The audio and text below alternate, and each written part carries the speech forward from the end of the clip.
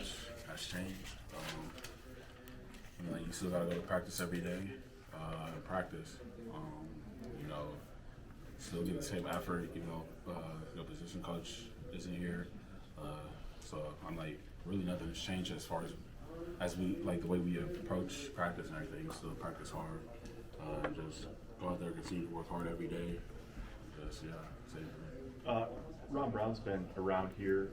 Fans obviously know him and all that. I guess can you describe for us how well you know him, or what your sort of your day-to-day with him was like before this past week, and what it's like now with him sort of running the running backs now? Well, Coach Brown has always, been there for us. Always giving tips and stuff how to get better.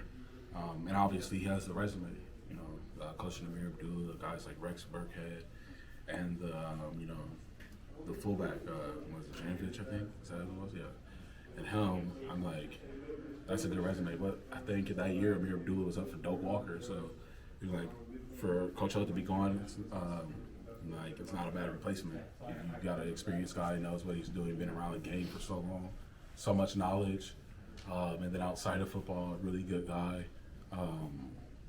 Helps you with things off the field as well. So, just the overall person he is, and the culture, it's really helped us throughout the season, and nothing has really changed. He's always been there for us. So he's gonna continue to coach, continue to work us hard, and push us to be great every day. How did you find out that Coach Held wouldn't be on here? Did he have a chance to talk to you guys as a running back room before he left? No, we had an emergency optional team meeting about it, so that's how we found out. He didn't tell us or anything. It was funny because the day he did end up getting fired, I saw him. I was pulling up and he was on the phone, so at the time I didn't know. I was in the car, so I didn't really stop or anything. But now when I replay it, the expression on his face, I think that was the moment that I had seen it, but I didn't know. So I didn't speak on it. But yeah, I figured out during the team meeting. How big of a reason was he that you ended up here in Nebraska? He was a big reason. He recruited me. He did a good job, and that's why I'm here. So he was a big part of that, honestly. He was the main guy. Coach Hill was a big reason I was here, and I want to give him thanks for giving me the opportunity to be here, because without him, I wouldn't be here. How do you think Frost handled it? Like Frost, what do you mean? The meeting. Oh, he handled it very well. It was hard for him because obviously those are his friends. He's been knowing those guys for a while.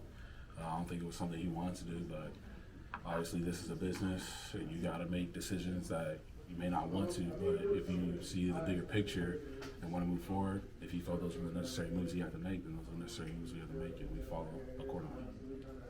How has it been for you personally? Has it been frustrating over the course of the season, just sort of where your roles ended up, and I guess do you feel like you've got a chance here to make a move over the last couple of weeks?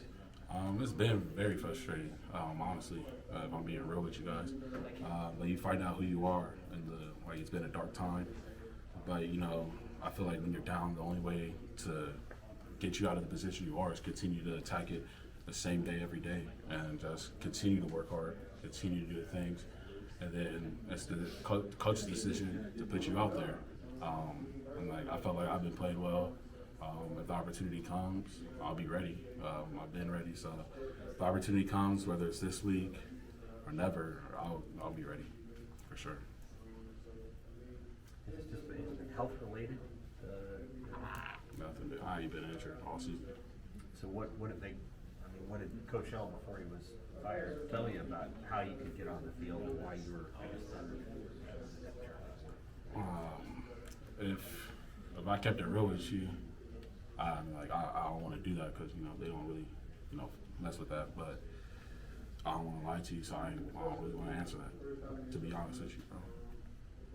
At the end of the Ohio State game, you were out there. How'd you? That was the first time in several games. How'd that feel? I want more. I'm hungry. I want more. I want more. Simple as that. I want more. How have you and maybe your teammates just processed this change in the last week? Are you getting together and talking with guys? Are you sports psychology?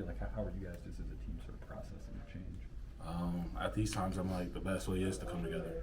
If we start going a separate direction, we'll continue to lose, and that's something that we don't want to do. I think we want to finish this season out on a high note. These are 2 trophy games, if I'm not mistaken. I think these are the 2 biggest rivals here.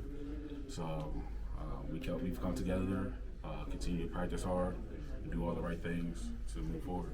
When it is Wisconsin and Iowa, does that bring the focus back to what's going on the field as opposed to all the change going on? I feel like our focus has never really been on the change off the field because we can't control what happens off the field. I mean, like with the coaching stuff, that's out of our control.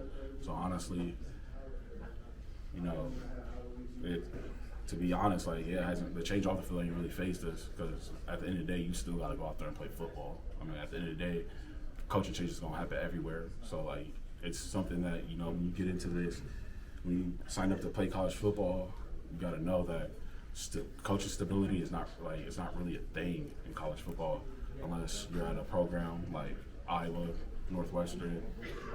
Those are the ones I can name off the top of the head where those coaches have been there forever. So it's something that you just it just happens. You can't do nothing about it. So you got to focus on what we can control. Sort of learn that over the course of a college career, don't you? Yeah. Changes. Oh yeah, for sure. And like this year, it kind of reminds me a lot of my first year at UNC. We went 5-7, and not just the whole. I think majority of the coaching staff got fired that year after 5-7. So it wasn't just offense, the staff. It was the whole thing. So my freshman year, I didn't have a running back coach for like the last 4 weeks. So because the running back coach he's really an O-line coach. So once the O-line coach got fired mid-season, they moved the O-line coach to the O-line, and then we was just there bugging it out. Really, I don't even know how to put it. I mean, I was our running back coach, so it's the same thing. So I try to tell these young guys, no matter where you want to go or anywhere, just because if you're trying to follow a coach, that's the worst thing you can do because there's no stability in coaching. Back to Ron Brown for a second. I mean, we all know Ron pretty well. He's not going to let you wallow too long. I mean, he's got kind of an energy about him. What do you like about just his personal energy and the way he comes to work? Him and Held are honestly very similar in the way they approach practice and stuff. Like the energy has always been there. There's very similarities. I feel like where Coach Brown is really, really good at is teaching the skill part, developing skill. Because if you go, like I said, you go back looking, you see the running backs that he coached. I mean, it's system.